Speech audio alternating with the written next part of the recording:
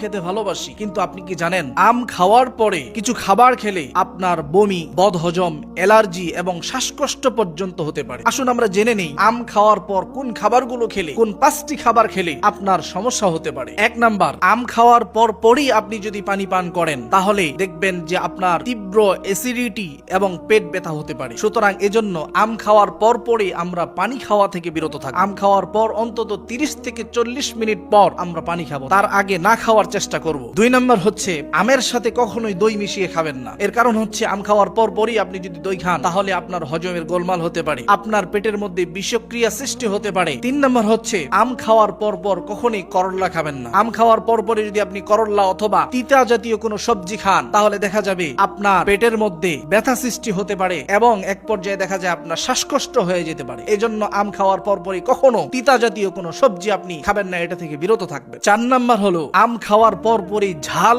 ও প্রচুর মশলা জাতীয় খাবার আপনি কখনোই খাবেন না। এর কারণ হচ্ছে আম খাওয়ার পরে যদি আপনি ঝাল এবং মশলা জাতীয় খাবার খান এতে করে আপনার হজমের সমস্যা দেখা দিতে পারে এবং আপনার অ্যালার্জি বেড়ে যেতে পারে। 5 নাম্বার হচ্ছে আম খাওয়ার পরই আপনি কোমল পানীয় বা কোল্ড ড্রিঙ্কস এগুলো অবশ্যই খাবেন না। এর কারণ হচ্ছে আমে এবং কোল্ড ড্রিঙ্কস, কোমল পানীয়তে দুটোতেই প্রচুর পরিমাণ মিষ্টি থাকে। এগুলো যদি আপনি খেয়ে থাকেন তাহলে যাদের ডায়াবেটিক্স রয়েছে তাদের দেখা গেছে যে আম খাওয়ার পরই কোল্ড ড্রিঙ্কস বা কোমল পানীয় খাওয়ার কারণে তাদের ডায়াবেটিক্স আরো বেড়ে যেতে পারে। সুতরাং আমরা আম খাওয়ার পরে এই 5টি খাবার খাওয়া থেকে আমরা বিরত থাকবো, তাহলে দেখা যাবে যে আমাদের শরীর ভালো থাকবে, আমরা কোনো রকম সমস্যায় পড়বো না। তাই আমরা নিজে সুস্থ থাকতে